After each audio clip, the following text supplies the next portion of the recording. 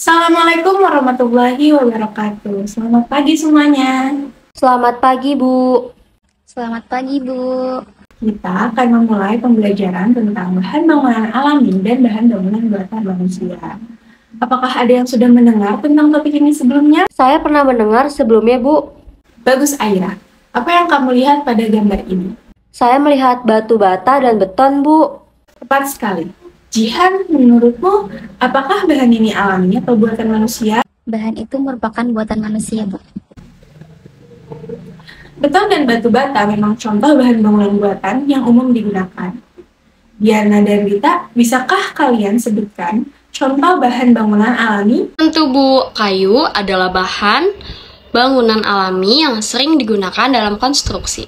Selain itu, batu juga merupakan bahan bangunan alami yang telah lama digunakan. Bagus sekali. Kayu dan batu memang bahan bangunan alami yang telah terbukti kegunaannya dalam proyek. Sekarang mari kita eksplorasi lebih dalam. Assalamualaikum warahmatullahi wabarakatuh. Selamat datang dalam video pembelajaran ini tentang bahan bangunan alami dan bahan bangunan buatan manusia dalam ilmu bahan bangunan bersama saya, Faiza Nadia. Pada kesempatan kali ini, kita akan menjelajahi berbagai jenis material konstruksi yang digunakan untuk membangun struktur bangunan mulai dari bahan alami seperti kayu dan batu, hingga bahan buatan manusia seperti batu bata dan beton. Mari kita eksplorasi bersama untuk memahami karakteristik, kelebihan, dan kekurangan masing-masing bahan tersebut. Mari kita mulai dengan bahan bangunan alami pertama, yaitu kayu. Kayu adalah salah satu bahan konstruksi yang paling umum dan telah digunakan sejak zaman kuno. Diperoleh dari pohon-pohon yang tumbuh di alam, kayu memiliki karakteristik yang khas dan berbagai keunggulan yang membuatnya tetap menjadi pilihan utama dalam banyak proyek konstruksi. Karakteristik utama kayu meliputi ringan, mudah diolah, dan memiliki tampilan alami yang indah. Keberagaman jenis kayu memberikan fleksibilitas dalam pemilihan bahan. Untuk berbagai kebutuhan, kayu juga memiliki sifat penahan baik, yaitu dapat menyerap dan melepaskan uap air, sehingga memberikan kenyamanan tenang dalam bangunan. Kelebihan kayu sebagai bahan bangunan adalah sifatnya yang ramah lingkungan. Kayu dapat diperbaharui dengan cara menanam kembali pohon sehingga dapat digunakan secara berkelanjutan. Selain itu, daya tahannya yang baik terhadap tekanan dan guncangan membuatnya menjadi pilihan yang kuat untuk berbagai aplikasi konstruksi. Namun, kayu juga memiliki beberapa kekurangan. Salah satu yang paling mencolok adalah rentan terhadap serangan hama. Hama kayu seperti rayap dan jamur. Jika tidak diolah dan diawetkan dengan benar, serangan ini dapat merusak struktur kayu dan mengurangi daya tahannya. Oleh karena itu, kayu memerlukan perawatan khusus untuk menjaga keawetannya dan mencegah kerusakan yang tidak diinginkan. Selanjutnya, mari kita beralih ke bahan bangunan alami lainnya, yaitu batu. Batu adalah bahan konstruksi yang kuat dan tahan lama, yang telah digunakan sejak zaman prasejarah. Berbagai jenis batu seperti granit, marmer, pasir, dan batu kali memberikan berbagai pilihan bagi para arsitek dan insinyur dalam menciptakan bangunan yang unik dan indah. Karakteristik utama batu adalah kekuatannya yang tinggi dan daya tahannya yang baik terhadap cuaca. Batu juga memiliki tampilan estetik yang menarik, memberikan kesan alamiah dan elegan pada bangunan. Keunikan dan beragamnya jenis batu memungkinkan para arsitek untuk menciptakan desain yang unik dan menarik. Kelebihan batu sebagai bahan bangunan ialah umurnya yang panjang dan tahan terhadap segala cuaca maupun kondisi lingkungan. Batu juga tahan terhadap suhu tinggi, sehingga sering digunakan sebagai bahan pembangunan pada area dengan resiko kebakaran tinggi. Tampilannya yang alami memberikan nilai estetik yang tinggi pada bangunan. Namun, batu juga memiliki kekurangan. Beratnya yang cukup tinggi memerlukan perencanaan dan struktur bangunan yang kuat untuk mendukung beban batu. Selain itu, biaya pengolahan dan pemasangan batu juga relatif tinggi karena pemotongan dan pemrosesan yang lebih rumit. Sekarang mari kita lihat bahan bangunan buatan manusia yang umum digunakan, yaitu batu bata. Batu bata adalah salah satu bahan konstruksi paling populer di dunia karena kemudahan produksi dan penggunaannya. Batu bata ringan dan mudah dibentuk, mempermudah proses pemasangan dan mengurangi beban struktur bangunan. Batu bata juga tersedia dalam berbagai ukuran dan bentuk, memungkinkan variasi desain dalam konstruksi bangunan. Kelebihan batu bata sebagai bahan bangunan termasuk kemudahan dalam pemasangan yang mengurangi waktu konstruksi dan biaya tenaga kerja. Biaya produksi batu bata juga relatif murah, sehingga menjadi alternatif yang ekonomis untuk berbagai proyek bangunan. Daya tahannya yang cukup baik membuat menjadi pilihan yang populer dalam pembangunan rumah dan gedung bertingkat. Namun, batu bata juga memiliki kekurangan. Daya tahannya yang terbatas, terutama dalam kondisi lingkungan yang ekstrim atau paparan air berkepanjangan. Batu bata memerlukan pelindungan tambahan seperti plesteran atau pengecekan untuk mencegah kerusakan akibat penetrasi air. Sekarang, mari kita hadirkan bahan bangunan buatan manusia yang paling dominan dalam konstruksi modern, yaitu beton. Beton adalah campuran dari semen, air, agregat seperti pasir dan kerikil, serta aditif untuk mengatur sifat-sifat khususnya. Beton telah menjadi bahan utama dalam berbagai proyek infrastruktur dan bangunan tinggi. Karakteristik beton meliputi kekuatannya yang tinggi dan kemampuan menahan beban berat dari struktur di atasnya. Beton dapat dibentuk sesuai kebutuhan, baik itu sebagai balok, kolom, atau struktur lainnya yang memungkinkan variasi desain yang lebih fleksibel. Kehadirannya yang mendominasi dalam konstruksi modern memberikan kestabilan struktural dan daya tahan yang baik pada bangunan. Kelebihan beton sebagai bahan bangunan termasuk daya tahan yang tinggi, terutama dalam menahan tekanan dan beban berat dari struktur di atasnya. Beton juga memiliki kemampuan mencapai kekuatan yang tinggi setelah proses pengerasan, yang memungkinkan struktur bangunan menjadi lebih kokoh dan tahan lama. Biaya produksi beton juga lebih murah dibandingkan dengan beberapa bahan bangunan lainnya, terutama ketika digunakan dalam proyek besar. Namun, beton juga memiliki kekurangan. Beton rentan terhadap retakan akibat perubahan suhu dan beban yang diterima. Untuk mencegah retakan tersebut, beton memerlukan perawatan tambahan seperti penggunaan serat baja atau pengeringan lambat. Sekarang mari kita bandingkan karakteristik, kelebihan, dan kekurangan antara bahan bangunan alami kayu dan batu dengan bahan bangunan manusia, batu bata, dan beton. Dalam memilih bahan bangunan untuk proyek konstruksi, kita harus mempertimbangkan berbagai faktor seperti kekuatan, tampilan, ketersediaan, lingkungan, dan biaya. Pilihan bahan yang tepat akan memastikan konstruksi yang efisien, kuat, dan berkelanjutan. Tidak terasa kita sudah di penghujung. Terima kasih telah mengikuti video pembelajaran kami mengenai bahan bangunan alami dan buatan manusia dalam ilmu bahan bangunan. Semoga pengetahuan ini bermanfaat bagi Anda dalam memahami berbagai pilihan bangunan yang sesuai dengan kebutuhan konstruksi. Jangan ragu untuk bertanya atau berbagi pendapat di kolom komentar. Sampai jumpa dalam kesempatan berikutnya. Wassalamualaikum warahmatullahi wabarakatuh. Setelah menonton video ini, bagaimana perbedaan utama antara bahan bangunan alami dan bahan bangunan buatan manusia? Utamanya itu terletak pada asal-usulnya. Nah, untuk bahan bangunan alami seperti batu dan juga kayu itu merupakan sumber daya alam. Sedangkan bahan bangunan yang dibuat oleh manusia seperti batu bata dan juga beton, itu kedua bahan itu diproduksi melalui proses manufaktur. Benar sekali. Pendapat yang lainnya bagaimana? Kami setuju dengan Diana, Bu. Lihat gambar rumah ini. terdiri dari kayu, bata, dan beton.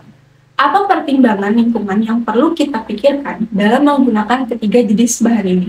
Saya rasa penggunaan kayu lebih ramah lingkungan karena dapat diperbarui. Namun, kita perlu mengatasi penebangan hutan yang berlebihan. Di samping itu, pembuatan bata dan karbon memerlukan lebih banyak sumber daya alam dan berkontribusi pada emisi karbon. Benar, Aira. Penggunaan kayu memiliki potensi positif, tetapi perlu diimbangi dengan konservasi hutan. Bahan seperti bata dan beton juga mempengaruhi sumber daya dan lingkungan.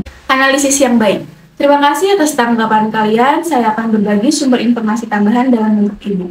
Sekarang, mari kita bagi menjadi dua kelompok. Kelompok 1, Aira dan Dita, memilih bahan bangunan alami, dan kelompok 2, Jihan dan Diana, memilih bahan bangunan buatan manusia. Ayo mari diskusi untuk pilihan bahan kalian. Pilihan yang menarik. Bambu dan baja memiliki karakteristik unik dengan dampak lingkungan yang berbeda. Terima kasih atas dedikasi kalian dalam memilih bahan-bahan ini. Selamat pagi, kita siap untuk sesi presentasi kali ini.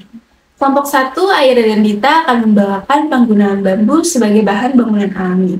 Kelompok 2, Jihan dan Diana, siap sebagai penilai. Setelah presentasi, kita akan membuka sesi diskusi. Mari kita mulai dengan semangat. Terima kasih, Bu. Kami akan menguraikan tentang penggunaan bambu dalam konstruksi.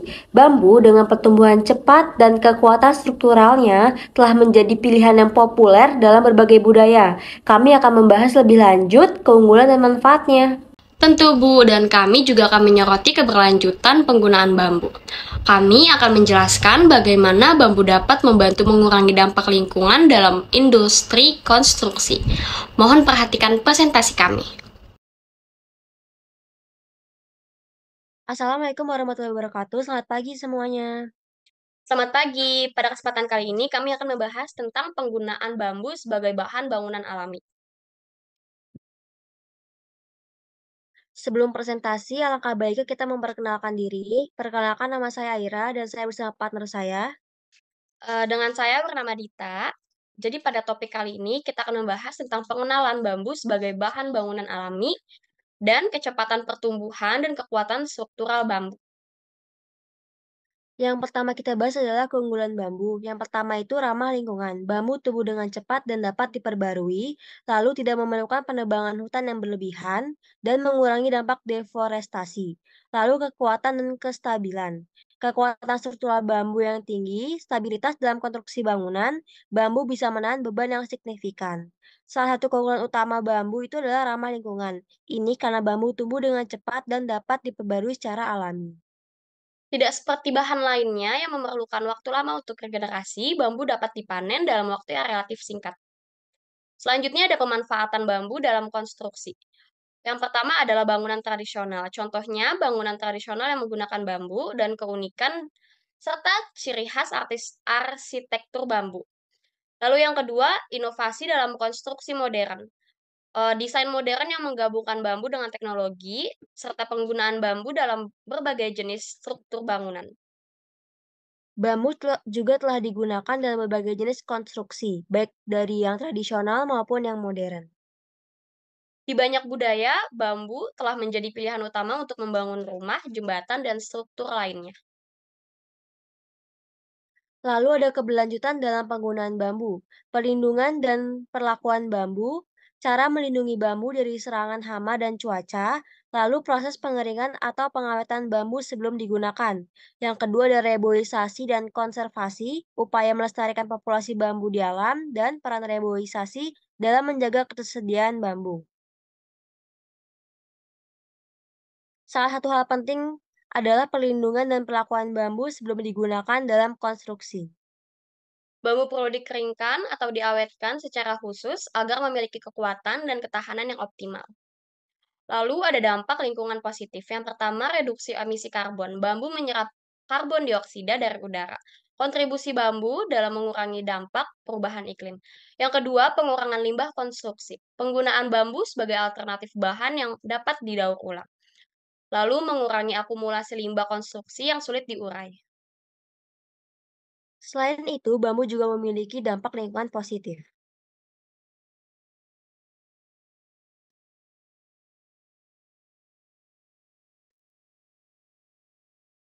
Kesimpulannya adalah bambu sebagai bahan bangunan alami memiliki banyak keunggulan, potensi untuk penggunaan lebih luas dalam konstruksi modern, dan pentingnya mempertimbangkan keberlanjutan dan dampak lingkungan. Secara keseluruhan, penggunaan bambu sebagai bahan bangunan alami memiliki banyak keuntungan, terutama dalam aspek keberlanjutan dan dampak lingkungan.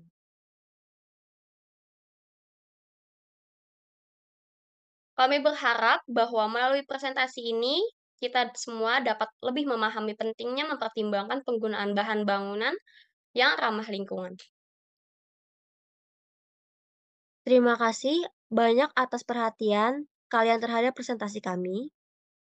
Kami siap menjawab pertanyaan yang mungkin timbul dari presentasi ini. Mari berdiskusi, jika ada pertanyaan atau tanggapan, silahkan diajukan. Kami dengan senang hati akan menjawabnya. Terima kasih. Terima kasih kelompok 1. Kelompok 2, apakah kalian memiliki tanggapan atau pertanyaan terkait presentasi ini? Tentu kami sangat terkesan dengan presentasi yang disampaikan. Pertanyaan pertama kami, apakah ada kendala atau tantangan dalam penggunaan bambu dan bagaimana cara mengatasinya? Kami juga ingin mengetahui lebih lanjut terkait perlakuan awal bambu sebelum digunakan untuk konstruksi. Nah, langkah-langkah apa sih yang dilakukan untuk memastikan kekuatan dan juga daya tahan dari bambu tersebut? Yap, pertanyaan yang sangat relevan. Aira dan Dita, tolong jawab pertanyaan dari kelompok 2. Terima kasih kelompok 1 atas jawaban yang komprehensif, pertanyaan yang sangat baik dan telah dijawab dengan yang baik pula. Kita sudah mendapatkan pemahaman yang lebih dalam tentang penggunaan bambu sebagai bahan bangunan. Sekarang, kita siap untuk presentasi dari kelompok 2. Setelah itu, kalian berdua akan menjadi penilai. Mari kita lanjutkan semangat belajar kita. Baik Bu, terima kasih. Terima kasih kelompok 2 atas presentasi yang informatif. Apakah ada pertanyaan atau tanggapan dari kelompok 1 terkait presentasi ini? Kami terkesan dengan pemaparan kelompok 2. Pertanyaan kami adalah, apakah ada batasan dalam penggunaan baja dalam konstruksi, terutama dalam hal keberlanjutan? Kami ingin tahu lebih lanjut tentang cara mendaur ulang baja dan dampak terhadap lingkungan. Pertanyaan yang bagus. Mari kita dengarkan tanggapan dari kelompok 2. Terima kasih kelompok 2, tanggapan yang sangat baik. Kelompok 1, apakah kalian puas dengan jawaban tersebut? Kami puas dengan jawaban yang disampaikan oleh kelompok 2. Terima kasih kelompok 2. Terima kasih atas diskusi yang berharga. Kita telah mendapatkan wawasan yang lebih baik tentang kedua bahan bangunan tersebut. Bagaimana perasaan kalian tentang sesi ini? Saya merasa sesi ini sangat bermanfaat. Presentasi dan diskusinya dapat membantu saya memahami lebih dalam tentang penggunaan bahan bangunan. Saya setuju dengan apa yang sudah disampaikan oleh Jihan. Sesi ini juga membantu saya untuk melihat betapa pentingnya pertimbangan lingkungan dalam memilih bahan bangunan. Bagus, kalian telah mengambil poin penting dari sesi ini. Kita akan melanjutkan diskusi dan pembelajaran di sesi berikutnya. Jika ada pertanyaan atau hal lain yang ingin dibahas, jangan ragu untuk menghubungi saya. Tetap semangat dan terima kasih atas partisipasi aktif kalian. Wassalamualaikum warahmatullahi wabarakatuh. Baik, Bu, terima kasih kembali. Wassalamualaikum warahmatullahi wabarakatuh.